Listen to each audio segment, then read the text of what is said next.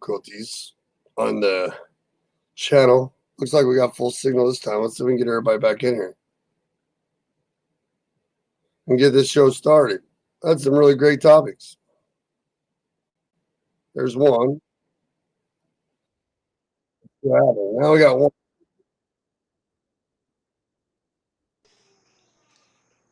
You see me? I can see just you. All right, cool. We'll get the other ones coming in.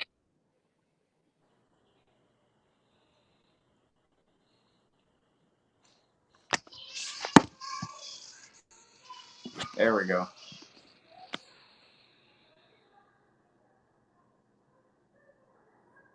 There's Ty.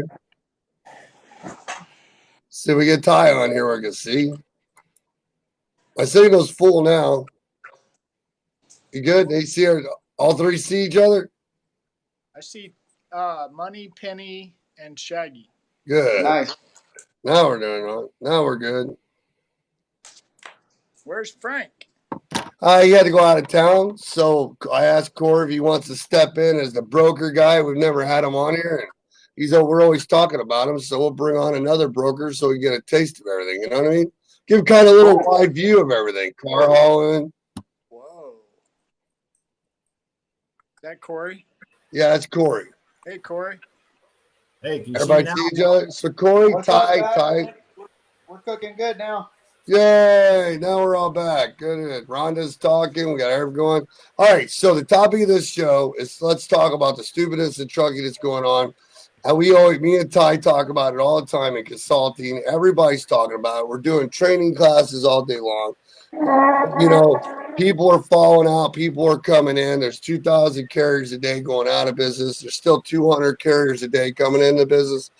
Every group you go to, one person's beating up a broker that has his family to survive and pay for. And we all understand that there's two kinds. There's two kinds of brokers and there's two kinds of trucking companies, and I really think that across the board. I don't know how it plays in. I know how it plays in the hot shotting, but I don't know how it plays in the car hauling, but I'm sure it's similar. There's a corporate version and there's the mom and pop version, And what is the plan of people that get in and why is there so much confusion to what goes on? Like right now you have brokers that are out there going after customers because their brokerages are so big that they're going out there and they're getting everything they can because they still need to survive. And those are the type of brokers you could say whatever you want to, but these brokers, they're like, I don't know what you call them, man. 1 minute they're playing the markets, the next minutes they're cutting anybody they can out for almighty profit, and that's all they care about. Sometimes you might get relationships with C.H. Robinson, TQL, or somebody like that, but at the next minute, they're cutting everybody's throat. But then you got another broker like Corey that if he didn't survive, if he didn't have relationships, or a broker like Frank or Josh Rackley at Somerset, or some of the ones we know, that if they didn't have relationships with carriers, even right now, that they wouldn't even be able to survive. And even with the relationships that they have right now, they're still getting their rates cut by even customers that they've been with for years. And do people really understand that that's going on? Because 1 minute you have a guy yelling about everybody should get paid 10%. They should be regulated by the government. But then a carrier doesn't have to be regulated on what they make. And half of them don't even know what they should be making. Another thing is, so it's a whole philosophy is how stupid is what's going on in trucking right now. And in the same way, how many people come into the industry with a trucking business, right? A trucking business, right? And they don't have the money or they don't have the financials. Or on the other hand, they don't have the knowledge to keep them in business. Or on the other hand, they think that they're going to live off one broker or a load board system like Central Dispatch or DAT or 123, or even an auction site like one of the 12 of them on J Auto Transport Intel's website, right? Right. To survive with just one alone, Ty. Right. No, well, yeah, that's a bad idea, period. I mean, I've always said, I don't know what you say, but I always say, you go get a customer or two or 10 or 100, and you use the load board for what we call fill in or backhaul in car hauling. I don't know, how do you do it in your world? How you doing, Aaron? You there, Aaron? Aaron, we froze again. I'm so disappointed. Aaron, Aaron. I think it's Aaron. I'm glitching like crazy, guys. If you guys That's can your see me and signal. hear My me. signal's good. That's your signal this time. That's Aaron. Hey, so did you hear what he said? You can't hear it?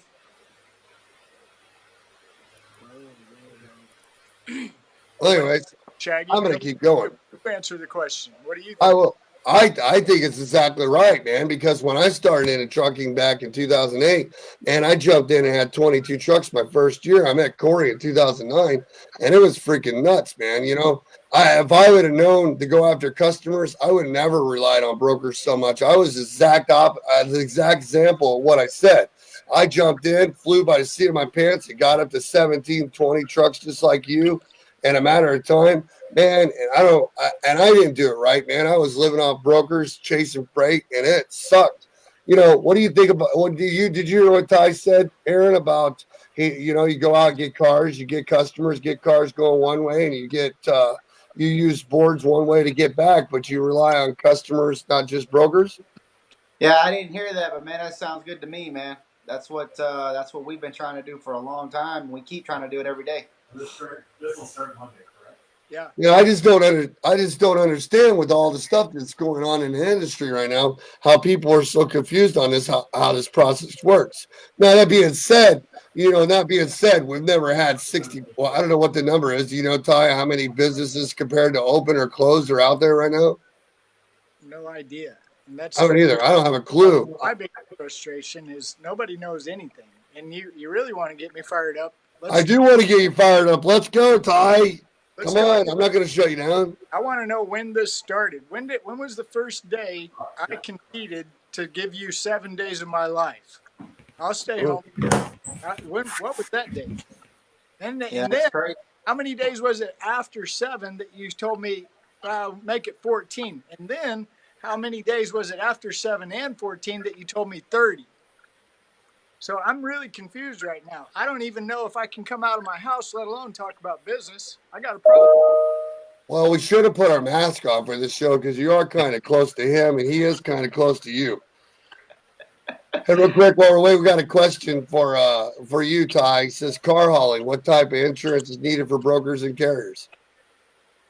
Just the cargo is the only difference I've seen, from what I can The tell. amount of cargo. I mean, we found out a wild thing, didn't we, Ty? I was telling you the other day, I did not know that a car hauling operation could add the general freight operation to the car hauling operation and literally not have a price change. Yeah. So it's just in the cargo. You can do whatever. You're a 3-car hauler. Do you need $500,000 worth of cargo? No. So Huh. you try to, well, what's the average car? What are you doing? That gets into business strategy, business plan. So where do you live? I always tell guys, first thing I always say before you get in trucking is you better have some money saved up. And I mean, not just your down payment for your truck, like about 6 months worth of income in an account or in the bed or in the backyard. That's a good example right there. But that's a good point right there. When the people are coming in and they don't even have a plan, right? And they're getting their authorities before even this happened right now. Right. What are they going to do if they don't have money saved up to make it to the end? What are they going to do? Because, if you're living off load boards and you don't have any relationships at all, what are you going to do? Right now, loads out of desperation. You're not going to be thinking logically. You weren't thinking logically in the first place, but now you're really going to be irrational thinking, and you're going to do stuff that you normally wouldn't do. And then 9 times out of 10, the guys I talk to, guess what? It backfires. Bad idea. I wish I wouldn't have done that. So it goes back to in car hauling, at least, what I try to do. First, you need to have money saved up. Second, who is your customer? So I think that applies in general freight. So if you answer the question, who's your customer? Is the customer in your backyard or 12 states away? What do you think, Corey? Yeah, I'm the same way on my end. I prefer to get a customer that's not beating me up right now on coronavirus. That's a loyal customer to me. If I get a guy that's beating me down right now, this might be off subject, but I'm not calling him back. or when they do call me back on this, my rate's going up. Think about that right now. Since we have a guy that's living mainly off his brokerage right now, and everybody has this mentality that the brokers right now are like the thieves of the world. You know what I mean? And they got it all. There's, there is a difference between two types of brokers, is there not? Or are all brokers the same, Corey? No, I disagree. I've been told all the time that that they're happy with me because I keep regular guys consistent for the most part all year unless the customer really hacks me. I just jumped up in the other room there. A customer just hit me for $300 on a lane I've been doing for 7 years. But why are they doing that? Because they can, I guess. I mean, is it not? What were we talking about earlier today? How many calls are these customers getting right now from brokers? oh, tons. All the other guys got nothing to do, so they're coming in. I just told them, hey, the low rates aren't sustainable, and I realize when this is all over, the high rates aren't going to be sustainable. So remember that. So what's that mean? What you just said. What does that mean for the guys that are in trucking? They got to remember too that you might want $5 and $6 a mile, but that's never going to happen. A lot of these guys will start shipping rail, or just be realistic. Try to think of business-minded. Consistency every week or every month is a lot better than up and down. Because I might have to pay $5 here in another couple months, but I'm only going to bleed for so long, and then I got to figure out a plan B. So what you're saying, but on a customer right now that you've had the same rates with the customer for a long time, and now this virus, the first 2 weeks of this virus, the rates were through the roof, and everybody's getting everything they wanted. But as soon as the demand of trucks dropped and the freight dropped, all those customers, they know what's going on. I mean, they're paying attention. And yeah, it's all about capacity, I imagine. Supply and demand is where I'm going. I mean, supply and demand. Okay, you got the broker guy. Sorry, what was your name again? That's Corey. Corey, I'm sorry. So you got Corey sitting here giving us a real life example of a customer he's had for how long? Oh, 7, 8, 9 years. Yeah, customer just now calls. He gets up, takes call in the middle of this, and comes back and says the guy wanted me to give him an extra 300. Is that what I thought I heard? Oh, he knocked off 300 on my rate. Yeah. Hey, Corey, I got a question for you. He didn't ask. How much are you getting beat up like that right now? Is there a lot of people pressuring you like that, or is there just a few? Well, there's 2 that are pressuring me, and it always comes after I take the load. So what do you do then? And then I got 1 that never said boo, but I saw 5 trucks in a place this morning that shouldn't have been there. So he wasn't asked. No, I got to bring it up, which I did. What happened? I have a meeting Monday. They said they're not kicking me out. They know I've been loyal. My service has been good. They realize I have to eat. But I don't know on the flip side, I don't know what they're doing to sell stuff to their customers because their customers aren't selling squat probably right now. So those guys got to take some stuff.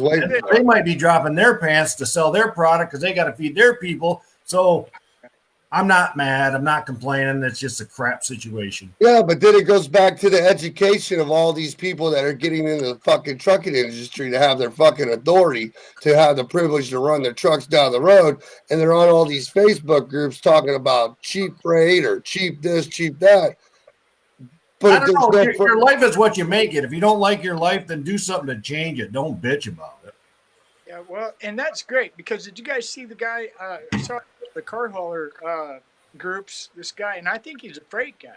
But he's talking about, hey, I got the latest idea on how to fix this, guys. What we got to do is everybody stop paying for your DAT load board. That'll fix it. Oh, okay. Did you see that video? I haven't seen it yet, but I got to watch that. I think I did see that one. It just popped up a few minutes ago, and everybody's like, this guy has no clue what he's talking about. I haven't watched it yet. Well, so right. So I don't know the guy. I don't know why he's in a car hauling group because it sounds to me like he's talking about freight, DAT. I don't see a lot of cars on DAT. I've never been on it, but I don't know. But saying DAT and saying, okay, I'm not going to pay DAT. If we all band together and we all don't pay DAT, that'll solve the problem. No. What will solve the problem is you go get your own customers and stop counting on the load board. That's your problem. So at some point, we need to look in the mirror. And it's just like Corey just said. Hey, if you're not happy, ain't nobody making you play. Yeah, we're not holding a gun to your head. This is what you call thinning the herd. Okay, this is train wreck in the car world. I mean, you talk about whoa, what just it's so crazy, guys. I'm like, is this some kind of a movie? What is It it? is like a movie, you know, because we've been here. Me and Corey met in 2009. We just went through it when I met him in 2008. You had 2011, 2015, 2017, 19. I mean, just one to the next that we've ran through. We've never seen it, but we've never done it with the business that's shut down. You know what I mean? We've never had business shut down. You go back to car hauling. 2009 was when the poop hit the fan. And so, here's the thing. I'm eternal optimist. I'll raise my hand. We're going to get through this, guys, and we're going to make more money than we've ever made on the other end. I believe that. Right? The problem is that I watch too much other news and do my own research, and I start looking at the price of oil. I start looking at gold. I start looking at the dollar. I start looking at China. I start looking at Japan, Korea, Iran. I start watching all this, and I'm thinking, I thought we were just about done with the stay-at-home BS. What's next? That's a good question. You got to realize, guys, and I'm not trying to be wacko, but there's something that nobody can identify, including me, that is going on. Everybody says it just doesn't feel right. What is going on? I don't know. Don't ask me. I really Well, I'm kind of with you there that I go think ahead, there's Aaron. bigger moves at play. Keep talking. I mean, I think that there's people taking advantage of this situation. Maybe they weren't planning to, and they were waiting for an opening, and that could be governments, that could be businesses, that could be whatever. I think that there's definitely a lot of stuff going on in the world. Nobody can really pinpoint it, and there's stuff that's added to this that makes it worse. Well, just like what Melissa just brought up, I was going to bring that topic up on what your opinion is, because I mean, I've never seen fuel prices this cheap since I was a kid, and cigarettes were 99 cents a pack, and that was Marlboros, and that was a long time ago. But Melissa's. What about those guys in the oil field? They're dying, man. Well, I was just asking. So fuel prices are gone, and Corey and about 3 or 4 of my other broker buddies have all told me their customers use that as an excuse 7 or 8 times now. Fuel prices are down, capacity's up, and another thing Melissa just brought up. What about that? I had 5 guys call me this week that run oil field hotshot and said, "Hey man, we're dead. I had to come home. I'm not moving nothing, and there's nothing to move. What can you do for me? Can I go to the freight world?" But the funny part is everything that's essential that's going back, that's in the stores, that's moving, or even the products that are out there, I haven't seen them get any cheaper. Right. That's what I was gonna say. If you went to the store and like everybody's fighting with some of these brokers, and the brokers are saying, "Man, it's not them. They're getting squeezed by the customer." And the customer, whether it be Walmart or whoever, is having losses in other areas. But you don't see the price of water changing, the price of macaroni changing. You don't see anything changing at all or going up. It's still on the shelves. It's still selling the same. So why is everybody putting these loads on the load boards for $1 a mile? Somebody took it somewhere one day and they thought, "Oh shit, if he'll do it, we should just do them all that way now." Why do you think that's a good question? So does it go back to capacity? Fuck that guy, right? But how is it the first guy who took it whenever capacity is so high, there's no freight? Yeah, that's true. Is there no freight? Or is there freight? Or is it all about relationships? Because, damn, the store's tire's still full. Right. Everything's full. Everything's still moving. The guys bitching about it should just quit moving it. Don't take $1 a mile. If it ain't, what you need, don't do it. And then what the brokers sending it shouldn't push it, but, the customer shouldn't do it either. What do you think? Well, I was just thinking back when all these guys are saying cheap freight. I guess there's 2 different kind of brokers. They're taking cheap freight from their customer, commodities, and trying to move it, so they have to. Their margins are high. They're just greedy dudes. But the problem with all those guys whining right now, the problem, if they had a brokerage, they'd be doing the same doggone thing to all the drivers, and they're whining. A good portion of them, I bet, would. Exactly. And some of them aren't greedy. They don't have no freight to move. They don't have nothing to move. Everything left. So everything's slow. So some of those guys, they're hoping to make $1,000 on that one load. So could it go back? So how has the industry gotten to where a guy will go in a Facebook group one and yell about carriers? Next guy yells. How does for brokers example? How does a broker get in an industry and expect to start out or even compete without high tech software, without having relationships with carriers and being competitive with their carriers to control their customers, Corey? Now it's all about relationships. It's tough to compete right now. I feel bad for anybody getting into it right now.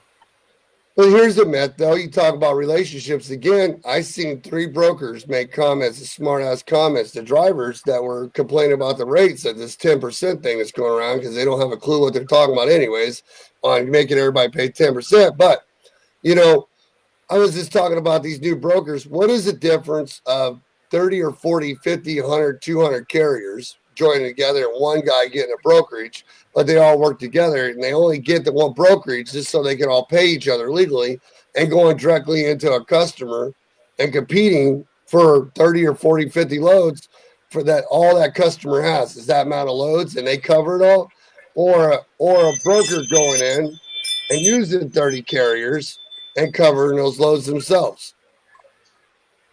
Well, here's a good what's happening to us right now. People are failing. They better come up with a plan B or get out of it. Yeah. They better do something like that. I mean, here's a good wake up call for everybody. Some people, there ain't no plan B, man. They don't have to get out. That's it. That's the paint on the wall. Somebody says check out the independent reporter Glenn Beck on YouTube story about Ethiopia, China, and the World Health Organization was explaining a lot about the bad feeling going on. Insane. Ty. Melissa says, are there car places really going to open back up on May 4th, Ty? Yeah, absolutely. Because we know people that are going back to work. Car dealers, they're not going to play around. They won't. And they got money, whether you want to believe it or not. And they will go to their state officials, their local officials. They will raise cane. Car dealers know how to raise cane because car dealers love to sell cars. They'll get political if they need to, and they'll start throwing some money around and watch what happens. What do you think? Industry too? You think they'll do the same? I have no idea about your.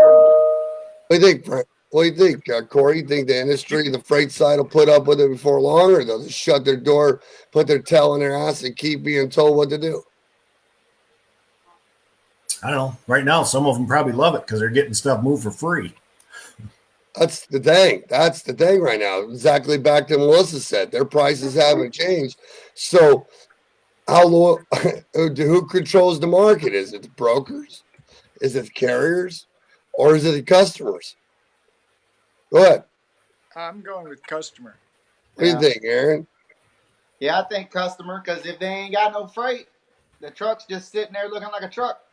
So it's not the load boards? When I say customer, hold on a minute. I mean you, and me. Let's all go to the bar tonight and get drunk. That customer. American people who are scared out of their mind to the point that they lay down their First and Second Amendment rights to go home because they're scared of a stupid virus, right? There's your problem. There's your answer. When the people decide, I've had enough, I'm going to go spend money that I don't have, now we're back on track. Yeah, but the other problem is brokers, we can talk about shippers, we can talk about anybody. Now we're getting riled up. What are we doing? I think, in my opinion, man, this is something like we've never seen before. I mean, I think we're all going to start seeing it more and more getting closer to us, people that we know that have it. Right now, there's, how many people do each one of you know that have it, right? But I finally have a couple people that are coming closer within people that we know that are getting it, and one guy might die. So people are like, damn, man, we want to go out. We're tired of this shit. We want to spend money and take the risk. But if we all do that and it gets worse, I'm logical. I'm thinking, man, if they open everything up, it's got to get worse before it gets better, right? It has to. Do you guys know anything about science and doctors and crap like that?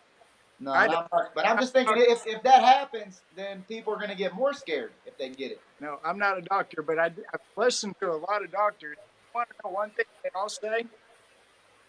You don't quarantine anybody unless they already got it.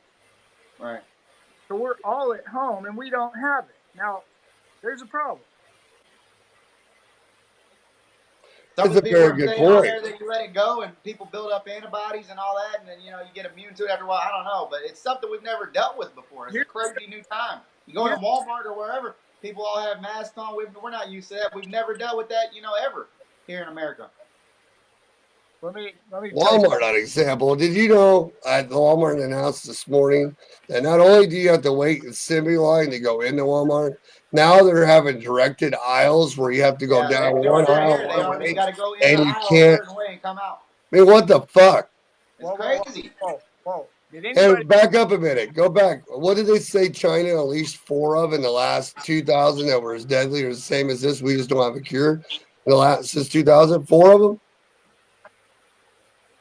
Yeah. And he just said that we haven't had anything like this before. What?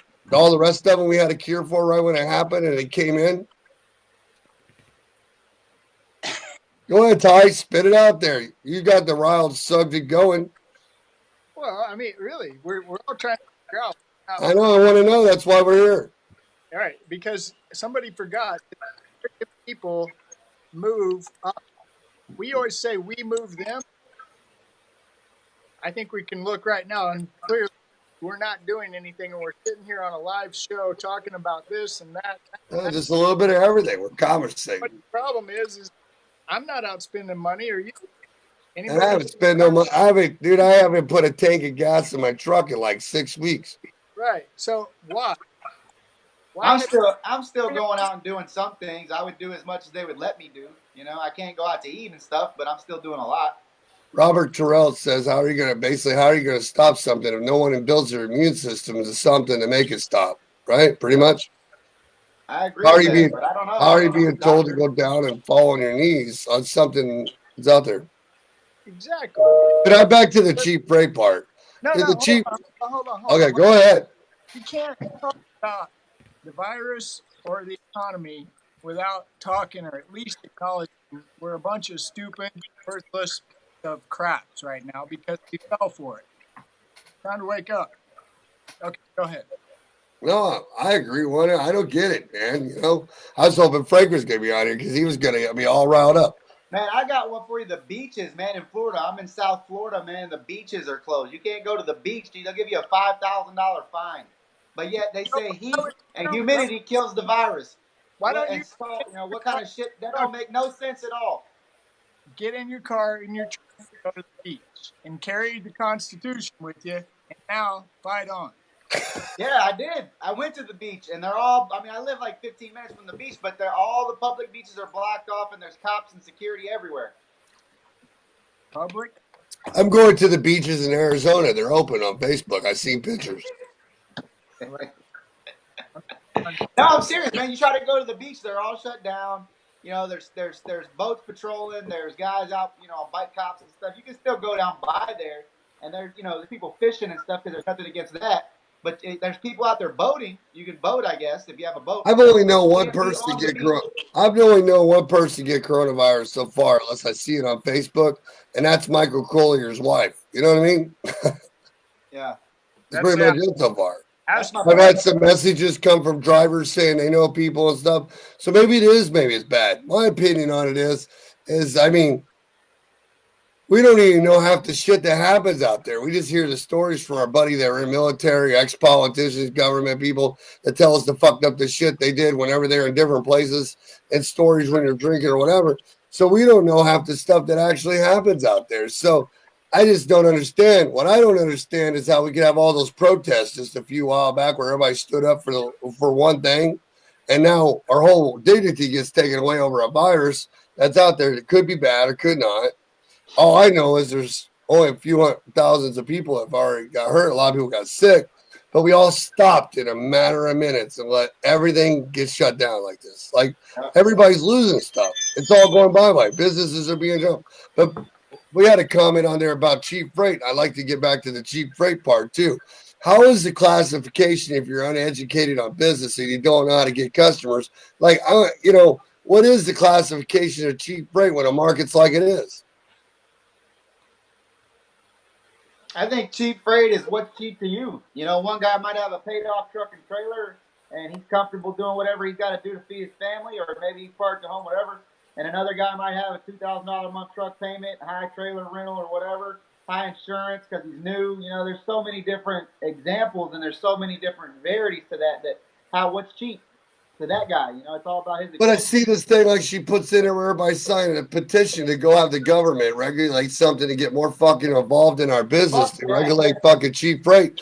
That doesn't show me nothing, man. Because I went through all those years of hauling freight. One minute, man, when I met Corey, we were doing $1.40 a mile. 1 minute was $1.80. 1 minute was $2.20. 1 minute was back down. 1 minute was $2.50.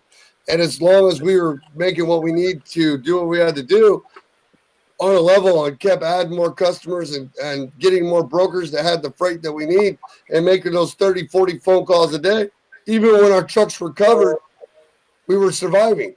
You know, it's funny because you put it out there, you talk about it, the people that are on DAT and complaining about DAT, and they're complaining about Truck Stop or even 123 or Central Dispatch or any of the auction sites. You hear them talking about it.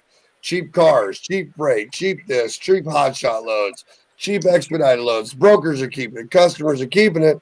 But how many of those people, even when they got it going good or have a pre-plan, are researching 30 customers in their own backyard or where they're unloaded and actually picking up the phone and calling direct? How many people are actually calling other brokers that are in their backyard to where if you had a one-on-one conversation with them, they could even name half the products they have? And then if they could name half the products, how many have walked inside and offered their service?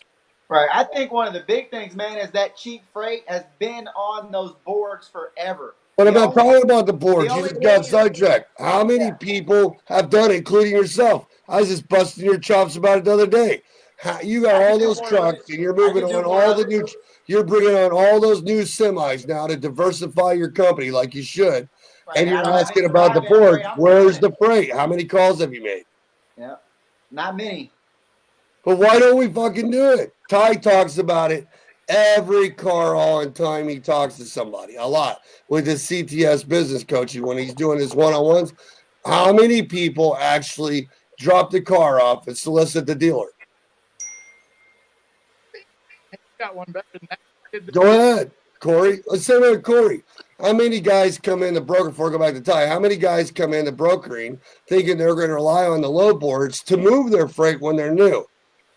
Probably if they even get any. Huh? Probably a good portion of them. How's that going to work? It took me 7 years to get to where I was comfortable with relationships before I went and did it. But how many, when you did have it, did you survive on the low boards or you have relations with the trucks that we were running? I wouldn't have survived, I don't think. Go ahead, Ty. Oh, I got one good one. I did this yesterday. So I got a lead, guy's name and number at a dealership, right? So I called the guy, big volume. I leave a voicemail, call him again a week later, same voicemail. So next week, this is 3 weeks in a row. Yesterday, I don't think I'm going to call him. I get my phone. Ty Thompson, I can't transport parking lot. I transport cars. Here's trucks. Here's trailer. Here's the auction. Give me a call. Send. Now, has the guy called back? Nope. Will he call back? But my point is he knows who I am and he knows what I do. I don't have to worry about it anymore, right? Brilliant. Dude, I have a guy in my training class, has 2 trucks. He's leased to another carrier that he just figured out the carrier's taking $106,000 that he could have made on his own over the last year or two. He says every time he's getting loaded at shippers and receivers, he's been sitting there smoking cigarettes and having conversations with the shippers and the receivers when they're chilling and they go out on their breaks, having powwows, and they're offering him the freight as a carrier.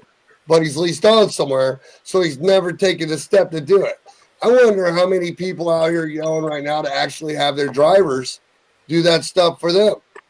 Oh, dude, I have my drivers trained like business. I mean, you guys get out there and, I mean, I got customers that ask for that driver. Wow, that's amazing. And they know that guy. They like the work he does. They know he knows everybody there. Perfect. So we get to that back soliciting part where everybody's always so worried about it. Corey, do you worry about it with your customers? No, they're pretty loyal. Except for I'm just looking over on the board over. I'm looking at the board over here, and there's one of mine that I usually get up. Right, but normally you're not in this predicament, are you? No, most of the guys realize that back soliciting sucks. Some of my major ones just ignore them. It's going to happen. And if you lose them, maybe it's a customer you didn't want anyway. So, Right, but if your service is good enough and you're taking care of that customer all the way through, like we were talking to a carrier the other day. And actually, he's been in the business for 30 years. He's in the group. I did a one-on-one, and he was talking about how he had up to 8 trucks. And now he's had a couple of trucks. He's got some customers, and he's like, they came in and took them from me. And I said, well, how much work were you doing? Because you don't have a brokerage. How much were you providing? And I said, did you have a brokerage? No. Did you have other carriers helping you help them with the rest of their freight? I said, were you taking care of all of his freight, or were you doing just a part of it? doing the gravy. He said he was doing a part of it, just a little bit. And I said, well, what do you think happened? It's Ty froze. No, I'm not froze. I know you're not. I think Ty froze. He'll come back in a minute. It's like he's frozen time, and that's a lot because he doesn't understand that about being it. A lot of people don't understand that they could be able to go in and service these guys, these customers, if they just take the time to ask and work. And sometimes they can build relationships with other carriers to help them solve that, can't they? Just like no different than you. If you don't have a whole bunch of carriers that are reliable, like right now, you talk about it all the time. When we know that it's going to flip, right? Yeah, absolutely. Inevitable, right, Corey? We all know it's going to flip. Who's going to make? Huh? 2 weeks. I was saying 2 weeks after the 10th, after these states open up. Within about 2 weeks after that, employees get in, stuff gets back to work. Hell, we don't know how many employees are going back to work when they're getting $400 a week plus $600 unemployment right now. I mean that's a lot of money. I have to put up with some dickhead telling me what to do. Yeah, that's younger than you. I know, you know what I mean? And then who knows, on that $1,000 a week, are they getting food stamps and EBT cards and medical cards and power bill assistance on top of that? Shit, that could be a big ass freaking salary. I ain't going back to work. So, we don't know what our workflow goes. Our government did this shut down the border so we could keep our work here, right? So, but let's get back to it. So let's say 2 weeks. In 2 weeks, it flips. You're talking about a huge flip. And that's what I think, man. I think we just kind of have to hang on. That's what I've been preaching in all these groups, man. On my videos is just, you guys just hang on, man. Hang on, stay, resilient. Try to make the calls and do some extra work while you're down to get some customers. I keep telling them that, man, and they're just like, do a petition, do a, whatever, blah, blah. But they didn't really do a government subsidy for the trucking. Now, you guys are probably going to hate me for this, but an article came out a while back that said, or FreightWaves is saying that 86%, I think it was. I could be wrong or close, but of the freight market is 1 to 6 owner operators, right, or 1 to 6 truck companies, and they use the load boards. Like 86 to 90% of them use the load boards. What do you guys think about that? I don't know, but my software sucks because it's lagging over here on my face page. I'm just going out of style. I'm switching to OBS as soon as I can figure it out. What do you think about what he said? I'd say out of 100% of your business, you're a broker. 100% of your business, do you think 80% of it goes to the load boards, or do you think 80% of what you have goes to people that are carrying your shit? No, actually, the only time it goes to the load board. Go ahead, Corey. Sorry, I didn't mean to interrupt. 99% of mine never sees a load board. That's cool. I don't like randoms because they don't call you. They don't keep you informed. They throw their pee jugs out in your customer's parking lot. They don't care. They may not come back. It's just one stop for them. Yeah, I don't post anything. The only time his loads get posted is when his customer wants to do it cheaper and gives it to other people while he's watching them on the board right now. That's got to be exciting to know you moved those loads for the last 3 months, and you're sitting here watching it. There's your freight on the boards going, son of a bitch. Nice to me, and I'm like, so what do you think? What'd you do about that? You're out there wanting everything in the world for them, and you're too lazy to go get the customers yourself, right? So you're in that 14%. What do you think about that? The rest of the market, though, do you think like all these C.H. Robinsons, the Landstars, everybody putting 90% of their shit on the load boards for these guys to get at spot market rates? Do you think that the majority of brokers are doing that? Do you think the majority, not just the conglomerates, but your average broker? If I was to open a brokerage, do you think it's smart for a lot of these guys to put it out there? And do you think that's what's going on? Because that's what the statistics say, right? If you're a broker within a year old, you're not putting your stuff on the load board. I think 80% of brokers are rippers. Yeah. And you think they're putting the shit on the load boards? They don't care who they work with? They don't care. Randoms is it, man. How do you keep a business model going like that, though, without quality reliable carriers and so many problems? I don't know how you keep customers, but you better have a bunch of guys in your claims department. Yeah. Well, it's just like the guy on Facebook in the freight broker group. He actually posted on there. There's like 13 or 16, 30 people in there. And he's like, man, I wish I worked for a brokerage that could get 10 to 30%. We're lucky to get $50 a load. And there's 36 people in that office, he said. I wouldn't do it for $50 a load. What do you think of that, Corey? That comment. If they're moving 5,000 loads a week, they probably can make a living at it.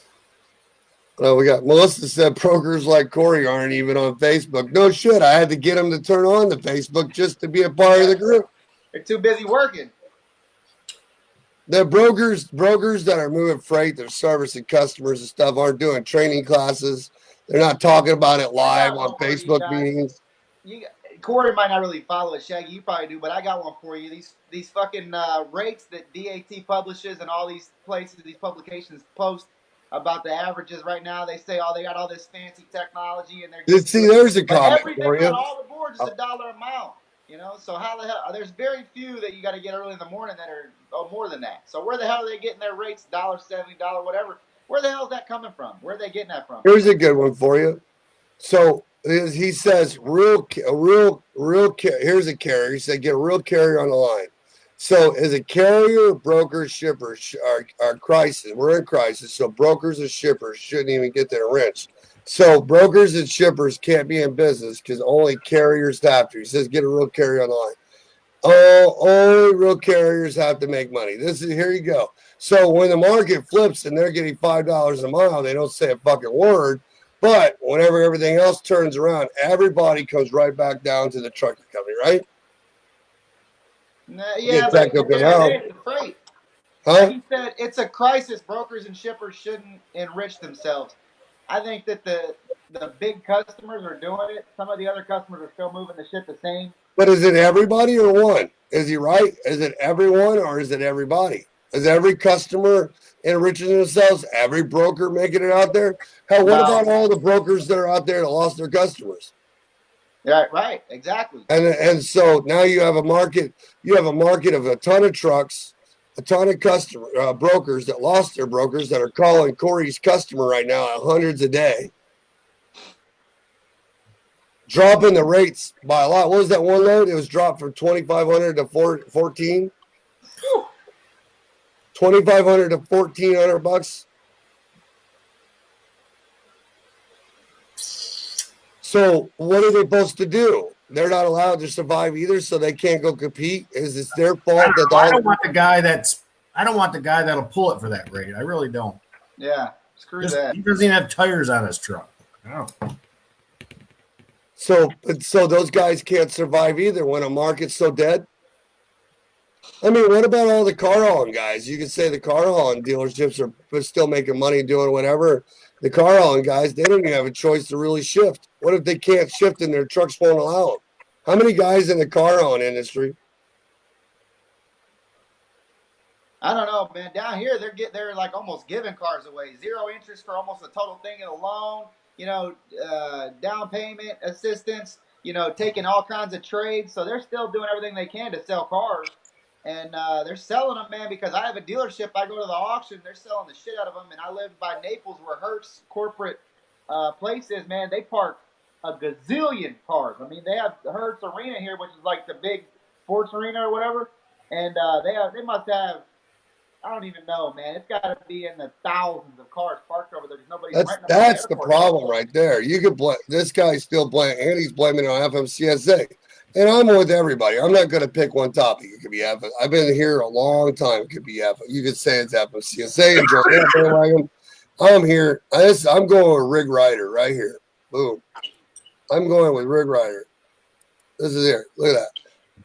It's because you got carriers that are going out of business because they're losing their asses because everybody's that can't survive, that don't have money built up, that don't have any savings are out there trying, and the brokers that didn't have different things going on. Everybody's cutting everybody's throat for whatever little freight that is available. Yeah. But there's a thing published by Forbes said the average American didn't have 2 months in savings that they could sustain if a crisis happened. That's like, and it was like 80% of Americans, the average American, doesn't have 2 months that they can survive financially, save, or something they can liquidate to make that happen. Whether they had to pawn it or whatever, they have nothing. They're living paycheck to paycheck, and that's the American way, man. So these load boards, I've used the load boards a lot, especially starting out.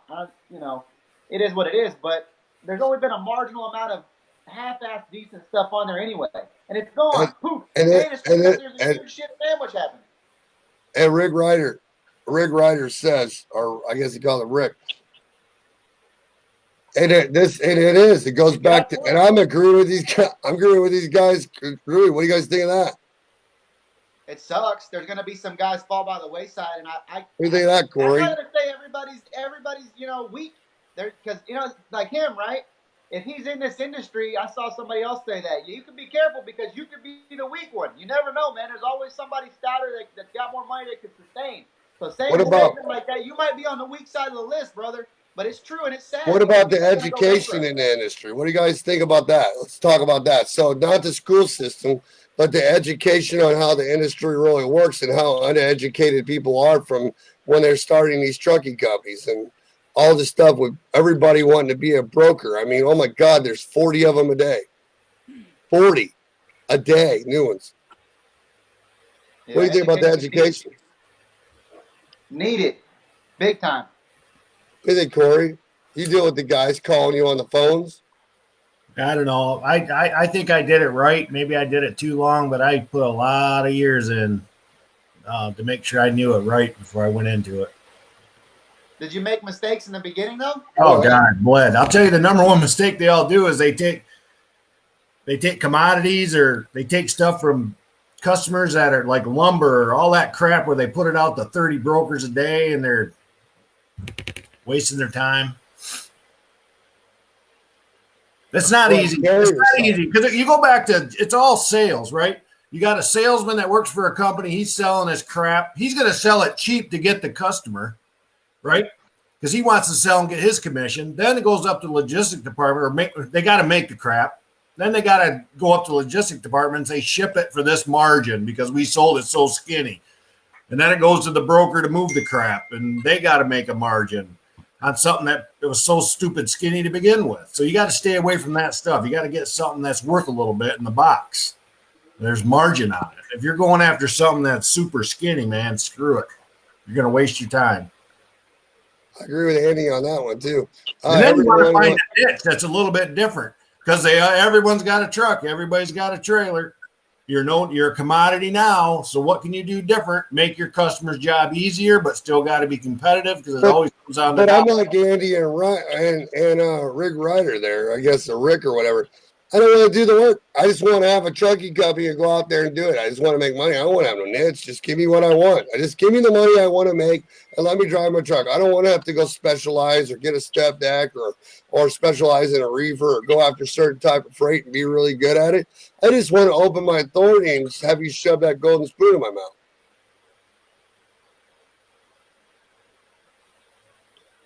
He says everyone wants a fast penny to go through and be rich. And that is very true. Let's go through the next one. Michael, it's not capitalism. There we go. It's not capitalism. It's government picking winners and losers through bailouts since they got us all to bow down on our knees.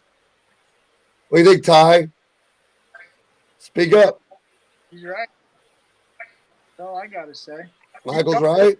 Keep I going. mean, how do you have all these small business loans and suddenly the banks are covering their ass because they don't want to eat it for their deferred payments coming back because the government did something stupid in the first place? Well, what I recommend is go do your homework, however you do homework. Go start learning all you can about money. The dollar, the gold. Just go back to 1900, 1933, looking at money. What's that? Say that again, you cut in and out. Go back and start learning all you can about dollar, right? How does that have anything to do with brokers and rates? Dollar is worth zero. Could be true. No, it's worth zero. Oh, I agree. Do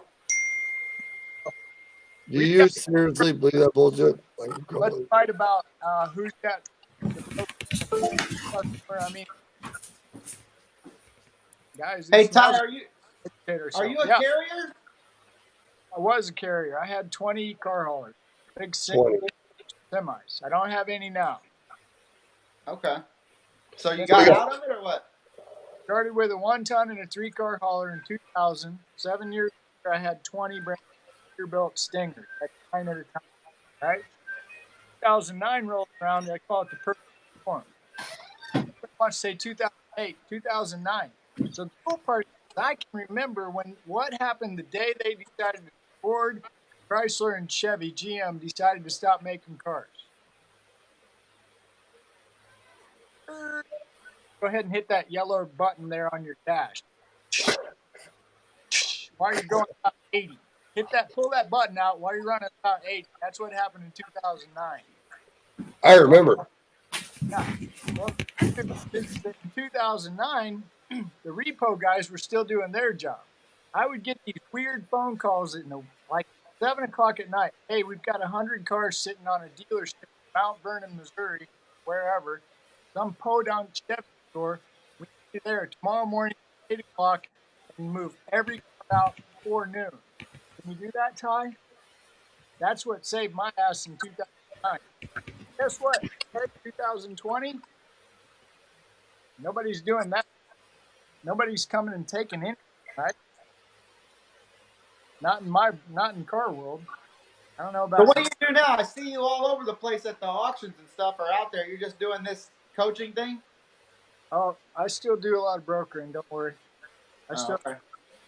been doing this for a while. I So help you're a broker now? consulting, brokering, transport carriers. I've got Anything in the car business. I know a lot of car dealers. I'm just saying I don't have any trucks right now and I'm alive. And I don't know how the auctions are moving, man. I have a dealership here in Florida, and I'm scared to buy cars because I can't go look at them first. I don't okay, want to buy a bunch of crap. that goes back to where we just left off. We're gonna talk about the shipper, the carrier, or the broker. I don't really want to talk about it. I want to talk about you, Aaron. How come you're not out spending money? Everybody went quiet. Okay, so if you're not spending money, and I'm not spending money, and Shaggy's not spending money, and Corey's not spending money, who's spending money? My wife is. I see FedEx and UPS and all them other freaking guys coming here every day. Okay, that's great, but that is not the equivalent of what I used to do before the government told me not to come out of my house and told all my business buddies to shut their business down. No, I Oh, agree. yeah, we were going to Climbing Cafe. We were going places on the weekend. We were doing stuff. We were actually going to the stores. We were spending money. All my friends are out of business. Yeah, so is it the carrier? Is it the shipper? Is it the broker? It's you and it's me. That's the problem. Look at me No, and I think. like what. Yeah, we can, but I haven't put you back up there yet. I like what Rig Rider's saying, Aaron. This is what I believe too, because a lot of people have worked to get to 7 trucks and 8 trucks and 10 trucks, I and missed the whole conversation. What happened? a lot of people out there don't even know, and there's a lot of new people coming in that won't even get to where he's at. They don't have to go to sleep at night knowing that they have to pay. I know what it's like to have to pay 22 people's worth of salaries to get them paid, make sure their checks are in the bank. It fucking sucks. You know what I mean? I know what it's like. We've done it for years and years and years. It is not fun. It's not, especially when you start paying people out of your savings that you work so hard for to keep everybody in a job when the government was back in 2009. Sure as shit wasn't bailing my ass out. They didn't bail anybody out. Yeah, they did. They bailed the. Well, not me, not the people that, not the 65% of the industry that runs the fucking company, not country, not the 35% mega motherfuckers. Exactly. So, just telling you guys. I've always been with you. I'm right there with Andy and Rig Rider, man. I agree with them 100%, man. And he says uh he says oh, I hope all these brokers, people robbing people pay their truck payments, rot in hell. He said we don't mean anything to these guys. It seems like sometimes we don't, What do you think? Think they mean anything? All these 65% of guys that are auto transport to Intel and these guys we have following us right now, these guys that are 1 to 50 trucks, 200 trucks, even 300 trucks. Yeah. Where's the category you start? Yeah. They say your 65% is 50 trucks or less, isn't it? Something like that. It was 85% is 1 to 6 trucks. Is what they say. 1 to 6. I just like to get into the definition of if the guys that are out here that are running and have been in here for a while are now have to tweak their business process and they've done so much to support the industry. Why is there so much diversity in the industry and the education so poor? How do people plan on coming into the business? And I already know the government has a big play. We'll all vote that, right? Appreciate it. They shut us down. And one day he got on there and said, you guys get on your knees. Yep. It's I crazy. get that.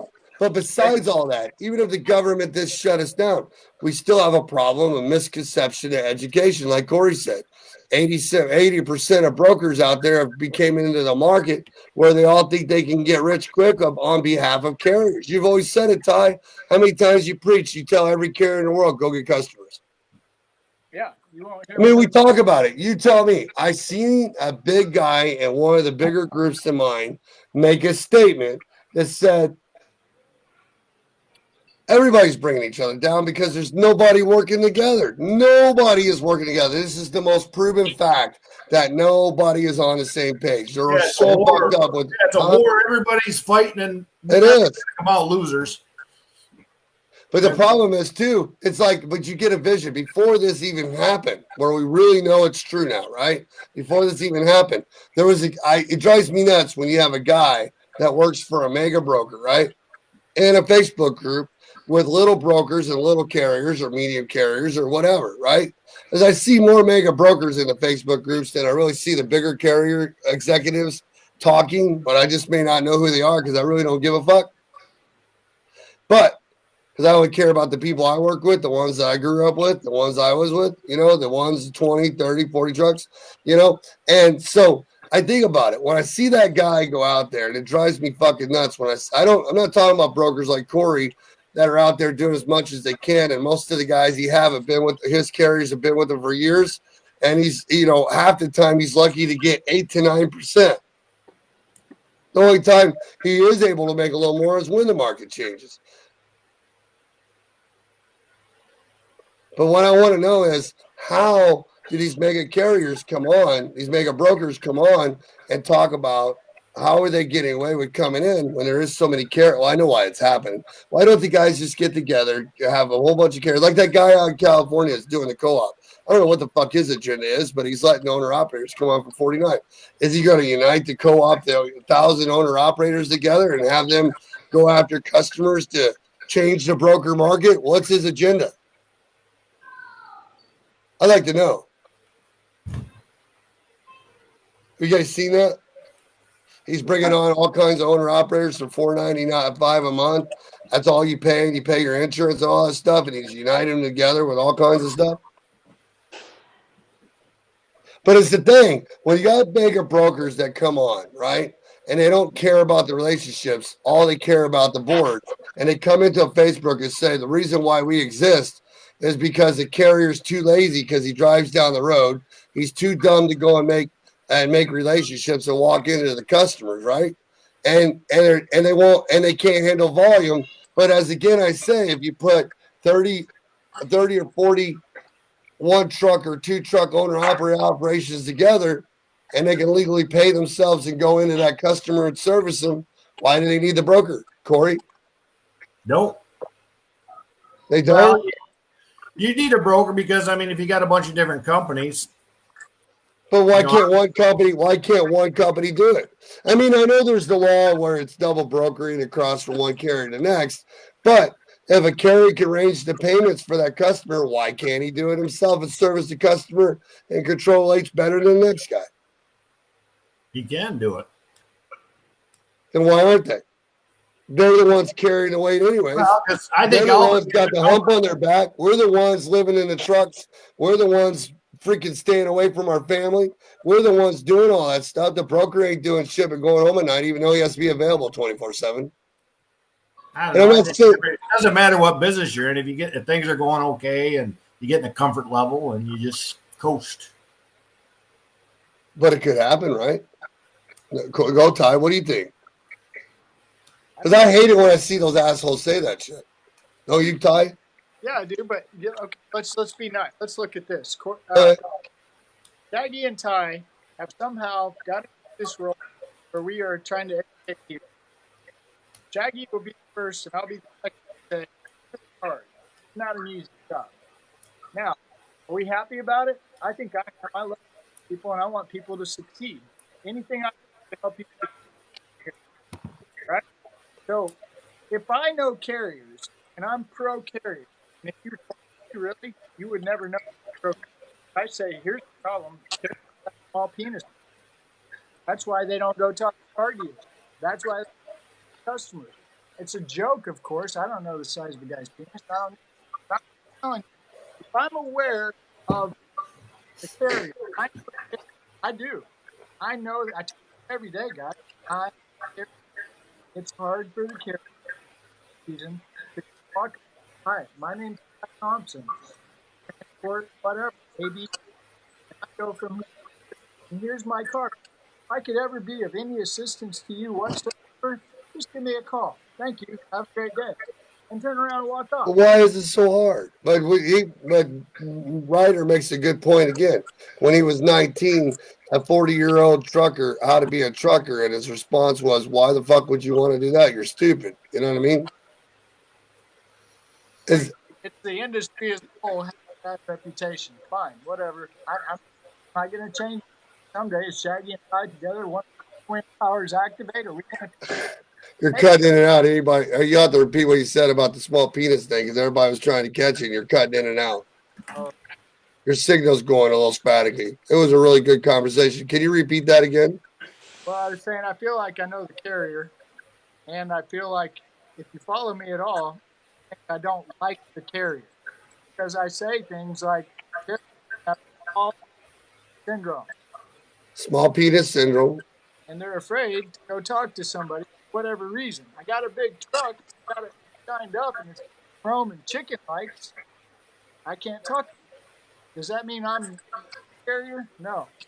I'm just telling you, there's an opportunity. That guy figured it out. I'll hook you up. Sign on with me. $4.99 a month. I don't care. Magic number. And I'll go get the customers, and I'll take 10% on top of $4.99 a month. He's capitalized off of the carrier. Carrier may not have a customer base. Maybe it's easier to complain about the. So what you're saying is the carrier for $4.95 a month may not have a customer base, but if he goes and gets a whole bunch of numbnuts to sign on for $4.99 to pay all the bills, and it shows his fancy e-log because he used to be a trucker, and he unites all those guys together. He's kind of doing what Convoy and Uber were doing without having the trucks, and now he's going to use his technology and his e-log device to go. And when he gets all those guys underneath his numbnut thing, so he can with the small penis thing, and they do fit, and he takes that $4.95 a month. And he gets all those guys to use it, he's going to use that brokerage he already says he has set up, but he's not going to take anything from him, even though he is, right? Exactly. And here's so is that like he has an agenda too, the co-op guy? He's still out to screw and make money out the carrier? Absolutely. Wow, that's so fucked up. Hey, welcome to Oh, yeah, we welcome the trucking. That's true. So everybody has an agenda, even the carrier, the company driver, owner, operator, and the broker, and the customer, Why not? Why would you not have? and the car hauler, and the OEMs, and all those guys have an agenda to make money as much as they can, whether you like it or not. Absolutely. Why not? Oh, so every carrier, every driver, everybody out there is just going to go out and make, oh, 2,000 pays my bills and 500 extra. I'm going to stay out here ever, and I don't want it anymore. What? I'm just joking. It was a Oh, joke. yeah. Yeah. Not gonna. Everybody always You're not wants. going to do that? I want more. Do you want more? Of course I want more. I work 12, 4 hours a day so I can get more. I'm on here all the time. I'm always talking and training and helping. Okay. Well, you want more. You know one thing. To get more, it's going to require us to make more relationships, put in an extra hour, send a video that seems absolutely asinine, somebody we don't know, in order to get more. Yep. But how many people really do the work? That's my point. If you Oh, want Not a lot of people are. here, I'll make a safe place for you. I'll call it a safe place. Here's my authority. Here's my EFT. You give me $4.99 a month. I'll take care of you. It's a safe place. I know you're never going to go tell anybody. I know you don't have a business plan. I know you don't have a strategy. It's a safe place. I'll put you. Would you want to stay from here to here? Okay, you like it? I'll put you okay. here. I got a question real quick, though. Okay, then, because Rig Ryder just made a point. We'll ask Aaron and we'll ask each one of this. So I've been watching FMCSA every day, right? And I see 2,000 going out for the last 15 days since April 1st during the week, on daily, during the week, not on the weekend. They probably are going out on the weekend, just don't get reported on the weekend, right? So there's that many going out, but there's 200 still coming in a day. It says that guy retired from the FMCSA because I hate them all. I forget his name already because he's already out of my mind. The last guy said at Dallas Truck Show that 85% of the people are going out of business in 1 year. I believe that. So why? So if they're not here for the money, then why are they not doing the work? Why are Because they people don't getting know. into a business and jumping into this and not doing the work? Because I think I it's don't more understand. I so they had to do don't the know. work. I had to constantly network. Well, if I they were think So selling what are they? toothpicks, But they'd how are they still going go to out fix of it? business. I mean, what are we going to fix it? Because 1 minute you got petitions, the other minute you're striking in FMCSA. The rest of the guys are on are on Facebook bitching about it, just like we're talking right now. So I mean, how are they going to fix it? Who's they, and why do we need they to fix anything? I don't know, but that's what everybody wants. So how are we going to fix it? What do we do to fix it? You going to have everybody in the world become a trainer that's never done it before? I mean, what's the answer? I want to know. Because obviously it's fucked up. I think it's called free market, and I think what we're seeing now is what I call, in my world, I call it thinning of the herd. Oh, that's It's called is a that what market that, correction. The is that what it's market needs a called? correction. So the more or less is the people that are educating and doing what they're supposed to do, just like when we teach our webinars and we do the whole dispatching the right way and learning how to build a network and learning that map of seasons and learning how to work your backyard instead of freight chasing and how to double your household income consistently and make more and learning how to talk to brokers and going to carriers too and learning all that stuff to diversify and the trucking company, how to be safety compliant and run right and how to add on owner operators and how to go to customers as a carrier and all that stuff, right? So the ones that do all that stuff and have money put back and we're doing it, building relationships for it, will make it through this and they'll be making a lot of money here when this flips. Is that what happens the last 8 times this happened? Yeah. Wow. I'm glad I I got think that now.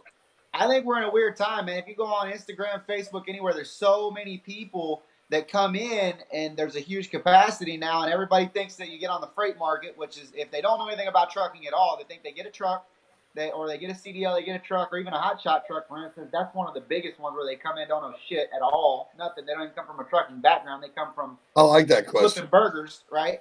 And they're flipping burgers, and then next minute they think I can get a truck, put a down payment, get some insurance, or get on with somebody or whatever, and start picking off DAT, the freight market they call it, and have a business overnight like that. And those are the ones that are coming and going out for sure, because that's not what it really is. The guys who've been around a long time will tell you, you got to have customers. You got to have something different. You got to differentiate yourself from the next guy doing that same shit. Went from flipping burgers to driving a truck and starting his own thing and Or thinking that, brokerage. you know. I like this. He says, "See, I agree with this too." Ryder, we're gonna get Ryder on the show because he's got lots of good stuff. Mega carriers sell a dream, and I was trying to get a couple truckers on here too when we do it to get some drivers that are driving because I haven't drove in 2 years, so to bring on some other people. But I deal with it. I know it. I just play stupid back and forth, have fun with the conversations. But mega carriers sell a dream that they can't handle. Here, come get your CDL and get your complete school. People like sell it on. Say, here, come, have your own fucking truck, right? Right. And But they're is missing that all the any key but is pieces. that any different for the guys that are already set up and running that go to these companies in Chicago and California and Texas and all over the place, and they at least purchase a truck with no money down and they get thrown a load board to self dispatch? No, because they don't have the education they need to do all the other shit that it takes. Having a truck and driving it down the road is just one part, and it's not even that important of a part, really. The rest of it coming into it is what makes the business go. You know, the truck going up down the road safely, profitably, etc. Man, that's the most important part. Is all the other pieces into a combination to a whole to make a real business. It's like he said. Then they fall apart, start over a different way, not knowing shit, and finally get in the spot market. They're fucked again. What do you think, Corey? Bingo. What do you think, Corey? He's on it, huh? Yeah. I don't know. Corey. I love those guys on a Friday night when I got somebody fell off a load or I need a random guy. I love them. What happens? Is that the ones that take all your profit for the week? 48%. 48%. Dang. I guarantee you that's happening a lot, man. Oh, man, I totally agree. Man, I remember when I was drunk and I was getting divorced and I couldn't stand it anymore, and I answered the ad in the paper. It said, come to C1 Truck Driving School in St. Louis, Missouri. We'll have you trained in 3 weeks in a truck in 4, and you'll be working for a company that treats you like you're a top-notch home. Come to Pam Transportation. You can't drive a stick? We got automatics. As soon as you're done with the 3-day training school and you learn how to drive a stick, we'll have you driving an automatic, and you'll be making $70,000 a year.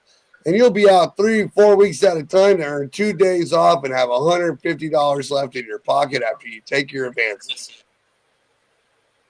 Because you're broke in the first place when you started it.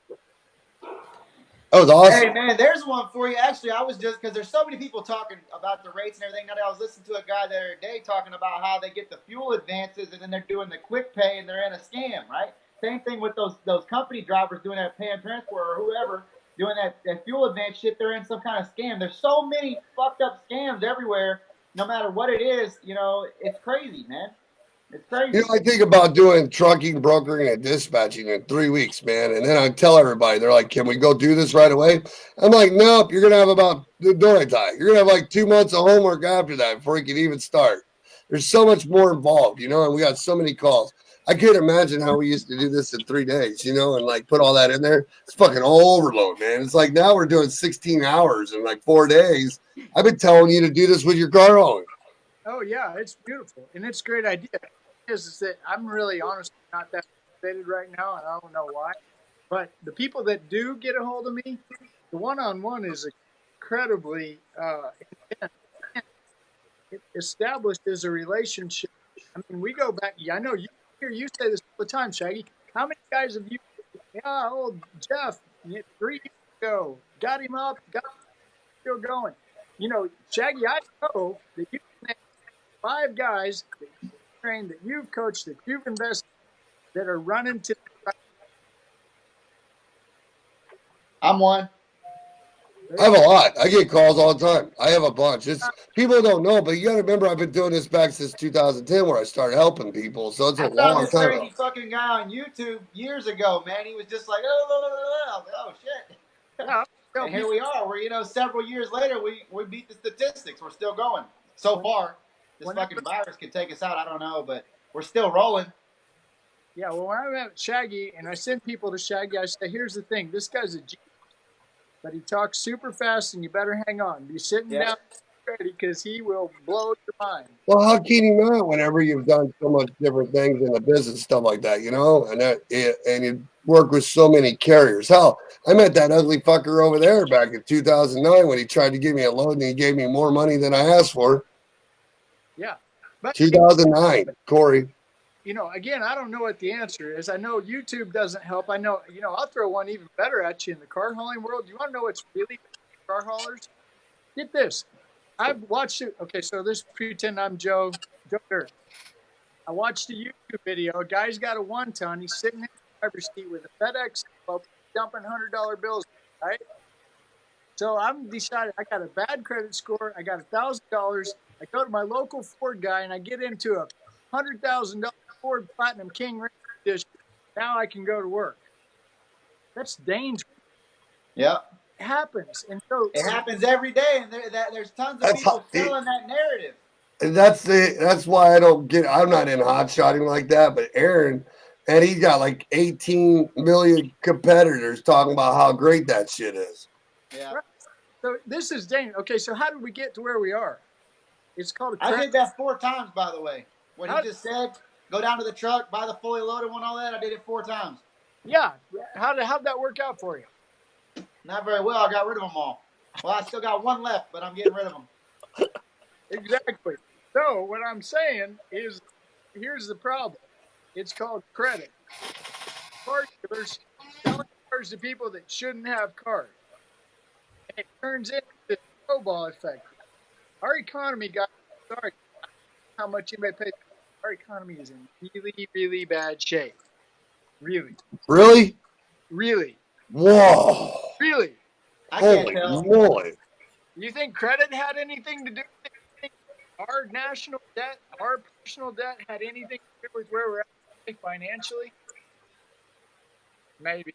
I'm looking in the mirror, guys. I'm just being.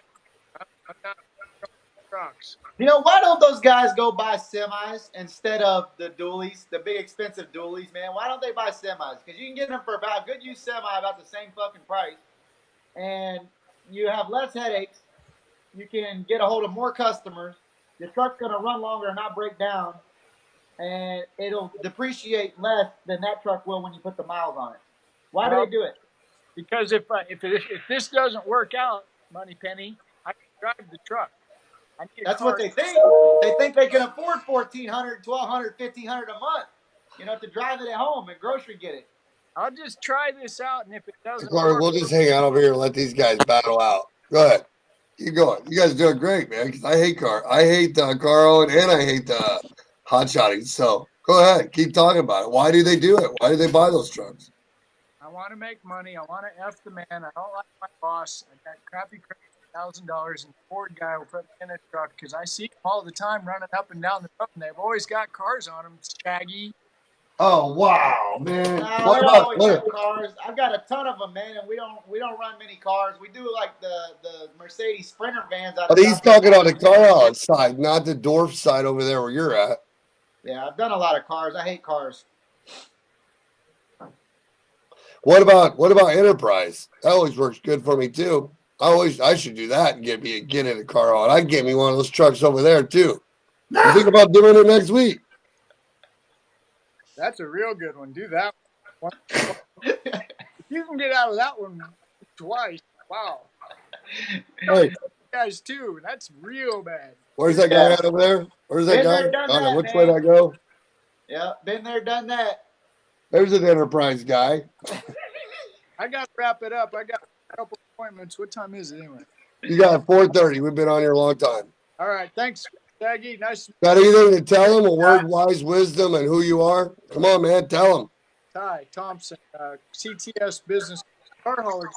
Got give me a call. Hey, thanks, man. Thanks. Later. You guys be good.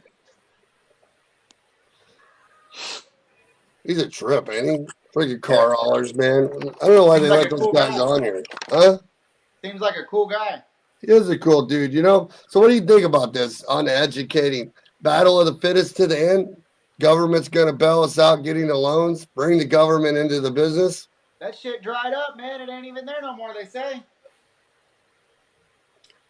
Melissa says business tip. have an unforgettable name. That's good. Like Shaggy or Money Penny. Yeah. That shit's fun. I get it every day. Money Penny. What? Is that your phone beeping? All right. So what do they do? I mean, there isn't a whole lot to do. Everybody's pretty much screwed already if you didn't already start building research and networking before you got into this, Yeah, Because we still have people all the time calling. Man, my genius ass decided to start putting these drive-ins on right before this shit all happened. It was going good. Now I don't have a bunch of drive-in customers. I need to get some. Well, what are you doing to get them? I don't know. I need to start making some phone calls and get away from these load boards and shit. What should you do to get them? Well, even my customers with the flatbed stuff, man, they're kind of slow. You need me to teach you how to make phone calls again? I might call you on that. Hey, man, I need some customers. Let's go today. You'll probably be so damn busy. Corey, what do you got to say about it? This industry. You're all don't only being quiet. How many loads you lose while you're on here? 5. You lost 5 while you're on here? Yeah, but I got some of these brokers blocked because I hate them. So I can't see what they got. Now I can't figure out how to unblock them. Wants to know why would you want the government in your business? I don't want the government. I didn't even know you could do that. You can block brokers on there that you don't want to use. Oh yeah, man, block those suckers. No shit. I wish I could do that because I get tired of seeing their shit on there. It just takes up my feed sometimes. I block them. I block their phone, and I block carriers on my phone when they call. Rick Ryder says next company he's open, he's starting. He's going to call it quarter of a mile specialized. That shit's funny. I love car hauling. I hate hot shotting. I did that. They're always, it runs, keys in it, and it'll be buried 5 deep. You got to move out of the way. There's no freaking keys. Damn thing won't start. Oh, it'll start, but there's no transmission. No, screw that. Been there, done that. Or you got to deliver. We had a question back up here from somebody else. Little neighborhood. No. We had a question on here. Somebody asked, well, if they're still on here, as a new broker, where's it at? I seen it. It says, as a new broker starting out, I need some advice getting shippers and carriers as a new freight broker. By the way, how is everyone? You want to give us some advice, Mr. Broker? It's right here. I'll put it up for you so you can read it. There's the question.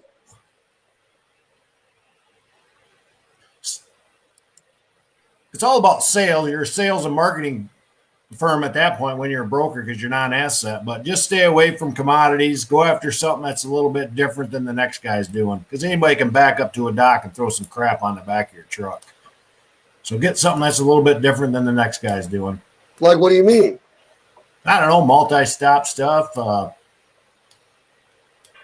Some that's work. There's work involved. Some that's work involved. A lot of guys, they just want to open the doors back up, get fat. You can tell those guys because they're out of breath by the time they get to the back of their trailer. So I don't know. Just do something that other brokers always hang up on them about.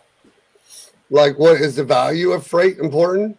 I wouldn't touch anything under 40 grand in the box probably because there's no money in freight left. Huh. And what's the favorite customer to go out of if you even find one that's touched? Is to keep you from having to call all the time. Would you look for one that manufacture products where their products getting manufactured when it gets to where they're going, and then they have others, and then it goes to somewhere else, and then they have product coming back to be manufactured? No, heck no, because they're a middleman. There's just too many hands involved in the pot. So I like a manufacturer straight to the guy that's using the end product. Is that how that works? And what happens to their end product? They have to do something with it? Yeah, and then I work that supply chain and I start moving their crap. Then you got a business. So you work supply chains. And then next thing you know, you're not doing cold calls. You already know these suckers. You've been delivering into them. They know you by first name. You haul their crap. Then you work that supply chain. What's some of the hardest things they're going to have trouble? What's the hardest things they're going to have trouble? Corey works for a brokerage. What does his company do different? I'm saying it right now. I I don't know if I'm different, but I try to do something that other guys are just so much higher on, or something that puts a little effort in. And how do you service them though? If you don't use the load boards, how do you service them? I mean, if a new broker starts out like him and he has no credit and they just took some rinky dink class, but they're really hungry and they want to sell, or Aaron gets, or we'll do two examples. They don't have any assets, they don't have any of their trucks. How are they going out there and compete when they're new? It's tough, man. You got to start slow. You got to start with carriers that'll do your stuff. Even when you start a new brokerage, you got credit because everybody in the world's with a factoring company, and every factoring company, if you don't have some kind of credit or been in it for a while, they're not going to let them haul. You know, I mean, the carrier's not going to haul for you. So what do you do on some of that stuff? Because I'm thinking about going that route. What do you got to do? You got to get paid up front and then pay the carrier, or you got to front on a credit card or saving for a while or money that you have and then wait to get paid, or get a factoring company yourself, get factored and then pay? I mean, how do you offer a quick pay option? I mean, you can either start paying everybody on the spot when they deliver, give them 50% up front, and you're still dealing with people that you probably don't want to deal with, because then those guys don't want to spend the time having to wait for an EFS check to cash it. It's a pain in the ass. So you better have a bankroll if you're not going to have somebody backing you. What about the part? I was always wondering, because if I'm a new broker and I'm doing it and I don't have no carriers to work with, and I'm trying to do that fucking lumber, fucking watermelon, freaking mulch, chicken sucking RFQ, freaking rate giving you, sorry, playing with 25 broker. Everybody tells you get right. But let's say you don't get that. Let's say you land another carrier and you get, and let's say these guys are being told the wrong margins, because if you're using a factory company, right, and you don't have any money in the bank and you're expected to make some money off these loads, and you're trying to compete with carriers that are out here like some of the ones we have on the thing that are hungry and they already know the business and they know you're new and you're risky, how much do you think you really make off 10%? Because that's what they're counting on. They're barely going to get that, right? Oh, barely. I mean, you're going to lose, because when you go with a factory company, obviously their percentage comes off your gross, not your net. So you got to keep that in mind. It's going to be a big shocker if you're moving low margin stuff. What does a decent mom and pop brokerage look like? Something like yours, or ballpark somebody like yours that's been in it for a little bit. What does that look like revenue wise annually, and 6 to 12 million wise to the house, huh? 6 to 12 million with maybe an 8%.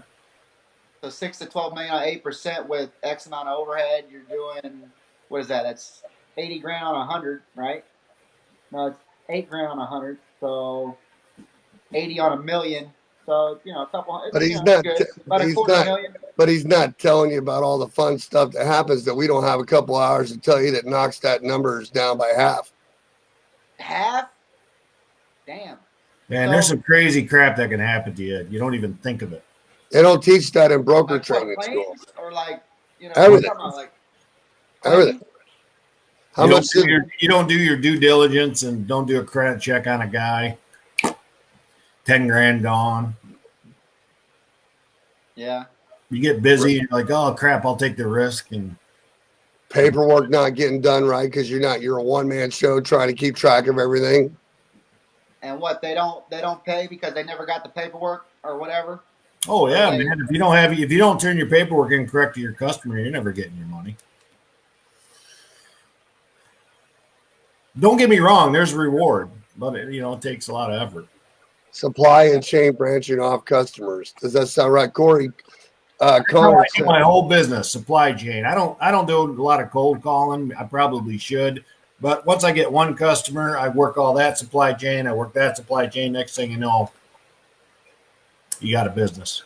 So, what about over the last 9 years? How many customers have you got also working great relationships with your carriers? Oh yeah, they'll tell me places I should check into. Was that because you're doing a good job with them, or is it because you're taking a shit ton of money off the load boards and getting randoms? No, I'm treating them decent. I guarantee you. You want me to call a couple of my carriers right now? See what they say live. They don't Go ahead. Hit it up. Yeah.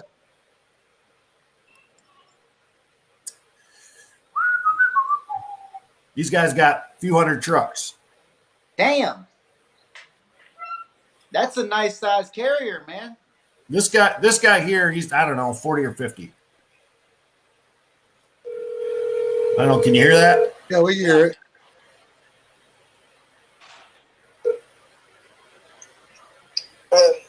Hey, Sergius Court.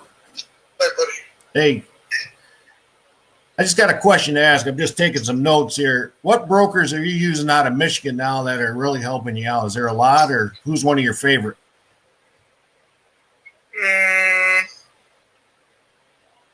Do you need for reference or what? Yeah, I need it for a reference. No, give me an honest opinion about how I treat you. I got a guy in my office. Be honest. I don't know, like the old. No, who's helping you out the best right now out of everybody else? Only you. What's that? Only you help me. All right. I appreciate you saying that. You're the number one. All right. Thanks, buddy. But 40, 50 trucks that guy's got. All right, let's call him. Are they all his trucks, or he's got a bunch of owner-operators? He owns them. Call it out. He owns all 50? Told me I'm saving his company. Here's one more guy, and then I got to go. This guy might say I'm a dick. Oh, I'm a dick, too. We're all dicks in a certain way. Shaggy's a big dick. Hey, Sally, I got a guy in my office. Would you give me a reference right now? Yeah, of course. Okay, go ahead. I'm the worst one or the best one? You are the absolute worst. No, he's the best one I have. What did you say? You're the best guy. Oh, you're making that up. Reliable guy. All right, I appreciate it. You just made me a bunch of money. All right, see you. There you go. Bye. Sure. You say sure. Over 100 that bird's got. Damn. How do you find guys like that? You get lucky, they call you, you call them, you found them, what? It's called networking with Shaggy and doing a lot of networking over a lot of years, having a huge network I'd like of to relationships. get somebody like that Yeah. that has 100 trucks and figure out how you scale that. How do you get from one to that? It has to be somebody that got from that to that and their dad didn't give it to them or whatever. But Well, if you ever pay attention to what I tell you every day and then you do it over and over all the time, they're fuck nuts, you do it. Yeah. Isn't that true, Corey? Why didn't there more people doing it then? There's a lot more people. They're just not on damn Facebook where you're at when you're not running yours. It's hard as balls. That's why. That guy's not on Facebook. Well, he should be. He's got some actual insight to the industry. Is that the only carrier we work with? Is that the only carrier we work with who watch get that big, Corey? No. You want me to make 20 more phone calls? This guy's always out here talking with the little ones, man. There's bigger ones, man. One at a time, guys. One at a time. Which one? What? No, I mean, it's just 20 years in it. 20 years you got to put in to get to 100 trucks, huh? Or 50 or whatever. Oh, no. I mean, I don't know. Shaggy and I ran a lot back in the day. That's how we started. Dude, we're telling you, we ran hundreds and hundreds and hundreds of trucks. And then we helped some of those guys that ran for our customers start in business, and they're still with us. A lot of them. We have a lot of carriers, man. It's like you joke about it when people make fun about our show or our boot camps or training. And it's like, dude, me and Corey together, dude, if you could like put one of those devices on our head and have like pictures fly in of the carriers we've worked with and have flashbacks, dude, it'd be like locusts, I guess, flying through there. It'd be a bunch, wouldn't it? And they're not all good. Some didn't do good. Frank's got some trucks, right? What's he got, like 14 trucks or something? He said one time he's got a bunch of trucks. I don't know how many he's got. His buddy he works with in Kentucky, he's got 13 or 14. He's done a lot of work for other people, and there were a lot of brokering and stuff like that. Stuff with the military. Dude, the guy's been in trucking since I was in for 4 years before I got out of diapers. Damn. Cool. Hey Phil, hey fellas, I hear a lot of people bashing broker glasses. Well, what other ways can you learn? There you go, Corey. I don't know. I've only let one guy come to my office so far. What besides that, what can he do? Like, you got to learn the fundamentals somewhere, right? And if you go to a company and you lease on or work for an agent, you're scared because when you go to an agency, you still got a chance of them stealing your stuff. If you do get any there, or you being a non-compete forever, and then they're going to train you their way, and it might help you. Then you got the chance of doing it yourself. My suggestion, if you're going to do a broker training and you're going to be a broker, if you don't know dispatching and how to help the carriers and dispatch too and understand the freight, and if you don't know how a trucking company starts, runs, and you don't get out there and drive with them and know how they live and how they run and what it costs to operate a truck and how they move and what areas they move on that map back there behind my head and all the seasons and regions and all that stuff, and how to talk like a carrier, how to talk like a broker in a certain manner, you won't make it. I hate brokers. Hate them. That's what I always tell my customer. So when you're calling, you pretty well consider yourself asset based because you got a ton of carriers, right? So if I'm looking at going that route, which I am here very soon, when I call up, I don't have a ton yet, but we got 0 to 20. I got a good friend I can partner with, so would that help? Yeah, I mean, Shaggy and I, asset than coming in as a broker. Shaggy and I, so you're already asset based. We got a huge carrier base that we'll be glad to share with you. Cool. And anybody listening out here, we will. In our group. If you're not in the group. Yeah, I've been in a group for. Because you think about it, man. You could go. Yeah, you think about it. There's a dispatching class. So what people sometimes call a dispatching class, right, Corey, is where you go to this class and they show you a broker packet and they show you a Raycon and they show you a load board and they show you how to make some phone calls to people, right? They tell you to charge a percentage and you're on your merry fucking way. That's not broker class. Or that's not dispatching. You've got a good one coming up this week, right? Yeah, brokerage should start next week. We're sold out. We have 21. Yeah. I have no openings. We're sold. It'll be 16 hours morning and 16 hours at night for 4 days. But I really require everybody to take all 3 of mine, 3 weeks. It's only $750 for 3 weeks to learn trucking, brokering, and dispatching. So you're halfway educated to go out there and freaking bang your head on the wall for the next 2 months trying to figure it all out. That's pretty good deal. A lot different than 2 days. It's a lot different than the one you went to in Orlando for 2 days, huh? Yeah. Yeah, that's a whole lot. I mean, that's a lot of information just in How many owner operators have I helped you build up to? How many owner operators? Yeah. We went all the way to 11 with you. We're down a little bit now because it's crisis. Some guys parked and stayed home, but we're still rolling. We got 7 right now. That's pretty cool. I think 3 or 4 of the guys I have right now, maybe 5 are still with me that you brought on. Oh. A couple of the other ones that you sent to us, they were awesome. They didn't want to leave. One guy had to retire because he couldn't do his retirement. And what's that say your message? He didn't even take notes. Who? You. Oh, me? Was we in the same class? That's my wife. Oh, yeah. I didn't see I just saw Melissa, yeah. I don't need notes. I got it all right here, man. All 3 weeks were worked every time. Yeah, they're pretty cool. She's a pilot, too. Her and her husband are pilots. Oh, that's cool. All right, guys. It's been fun. It's been nice. It's Friday. Hope everybody has a great week. See you later, Corey. You got anything special to tell them? Nah, I just changed my face to round face Bob because I can't go do frickin' anything. I'm trying to drink water. Drink water. That's good for you. I'm just horny. Try going through an insurance renewal in the middle of a crisis.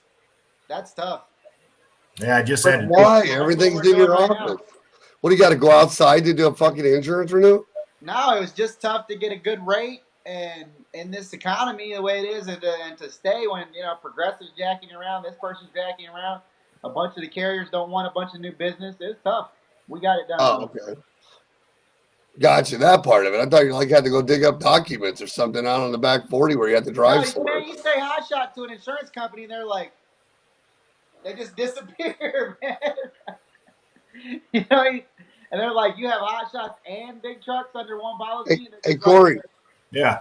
Don't we disappear when he says the word hot shots too? Oh God, hot shot or everybody disappears. Like, is that Why? something? Because you've never had any reliable ones, or what? Shit. I don't know. I don't know. Probably because I've never really done it. Well, we've been doing it for a long time, and they're profitable and they're happy, and we're reliable. We haven't had any major bullshit happen to us in 4 years. So, All right, I'm out of here.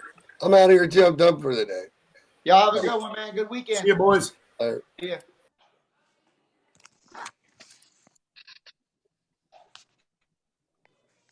Well, that's it, man. We just got on to talk. We had Ty on. We talked about the education. See, it comes back down to kind of the battle of the fittest, man. Everybody sits there and makes tons of excuses. Brokers are doing it. Carriers are doing it. People are all in cheap rate. All that stuff's happening, and it could be, and it more likely is.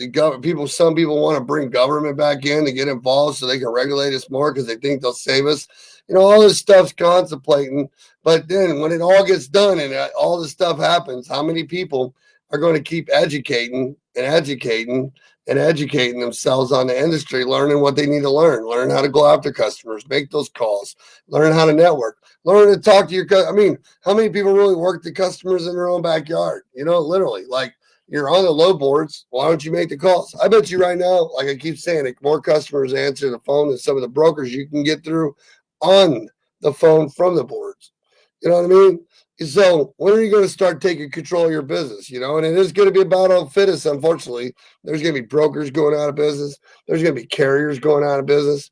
There's going to be everything going out of business. And when it turns around, if it does, when it does, Corey says 2 weeks. I think 4 to 8 weeks. We'll see. He works directly with customers. Those customers talk to people. Maybe they know more than we do. I know stuff's starting up. I know automotive's starting up on May 4th. I know a lot of stuff starting up on the 6th and the 8th, and Georgia starts Monday. How fast will it start? Will they be able to replace their workers fast enough? Will people come back to work? All that stuff's in play. Will the virus hit us again and make it worse because we're going back? Everybody has their scariness, their assumptions, and everything else. But when it all comes down to it, when it all comes back down to education, I mean, when are you going to make sure that you're not stuck? If you have company trucks, are you going to do owner operators? Are you going to diversify? If you have a brokerage, are you going to build relationship with carriers so you can be asset based and go after customers? Are you going to learn the business all the way? If you're a dispatching service, you're definitely not having fun on low boards right now. So have you figured out how to get customers and legally do it the right way to be able to help people as a broker? So you can do it. All these different things come in and play in a business. And right now, when you look at what we're being represented by out there with all these stupid comments and stupid wars of people fighting each other and no one getting along and everybody on different pages, and you're allowing all these big companies like mega brokers and mega carriers to do what they do, and they're getting hurt too at the same time. They're not just innocent, you see them, but it's different with the mega carriers. They could go like Covenant did and drop their whole fleet of Southern Refrigerated.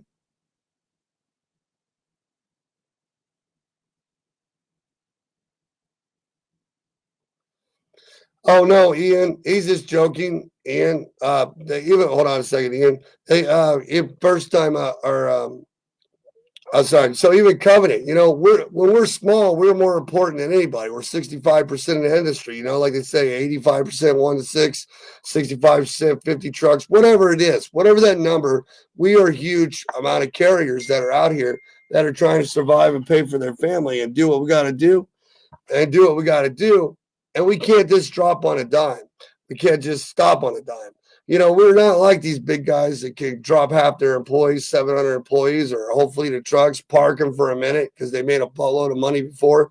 And then when the economy picks back up, reopen up and go right back in it together. A lot of times, if we're not educated on the industry and we don't know what we're doing and we're not taking those steps to make sure we stay ahead nonstop, even when it's good, even when you have the money coming in and everything's perfect and it's good, we should always be building and building and building more because at any time, something can happen. If I told you how many times over the years I had guys that had reefers and they were working with a company called Dot Foods or Kroger or a different company.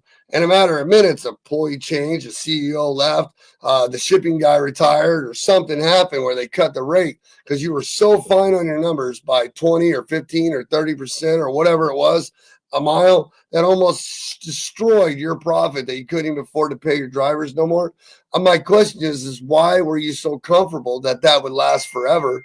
And why weren't you constantly taking yourself to the next level and researching?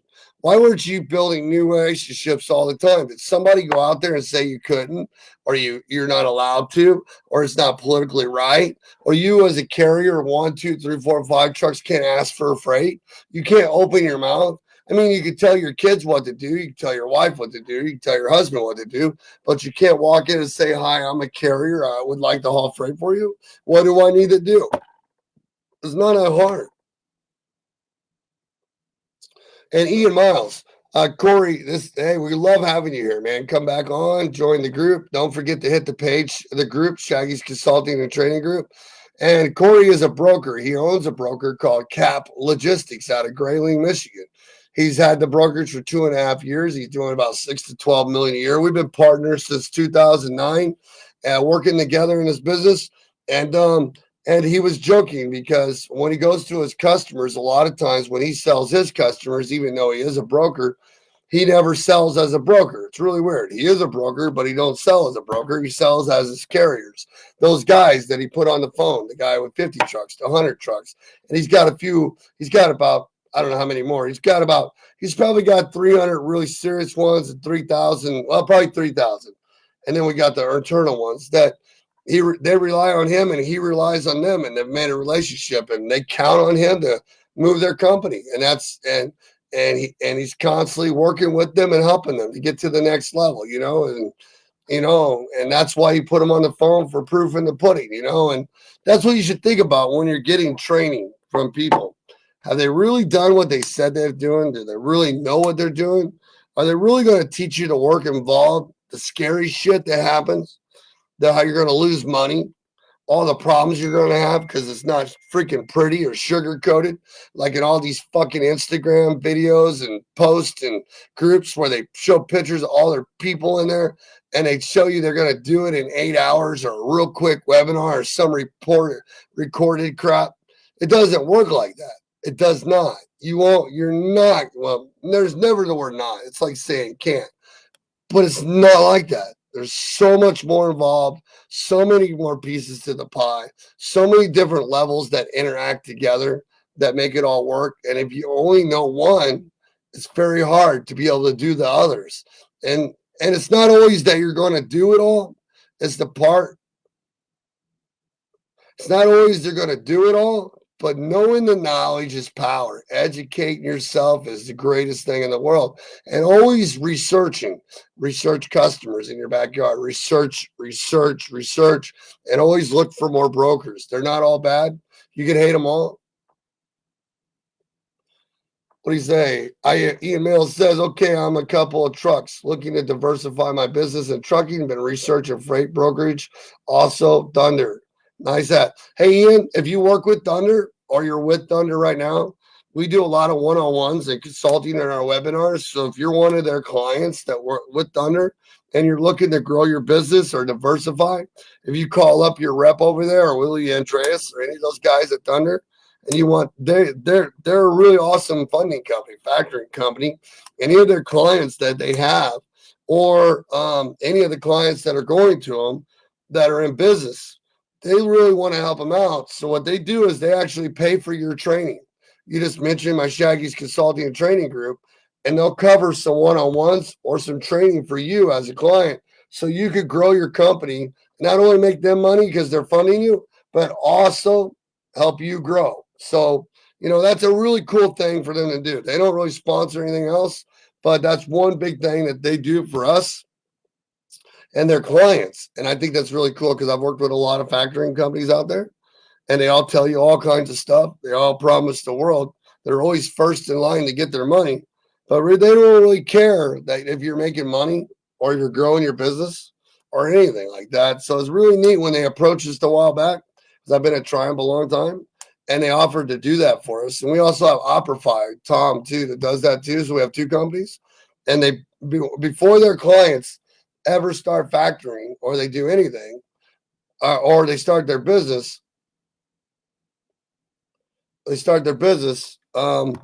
yeah, I'm still running my mouth, Rig Rider. They start their business. They want to pay for them to be able to do that before they start. And I think that's really cool. But all right. So I'm going to hop off here. Guys, we'll see you next week. We have full training for 2 weeks, another week. If you guys want to get into some webinars and get some information to educate yourself, if you guys want to, next week we're having broker week. We'll be having Frank G coming in and talking about government on Wednesday.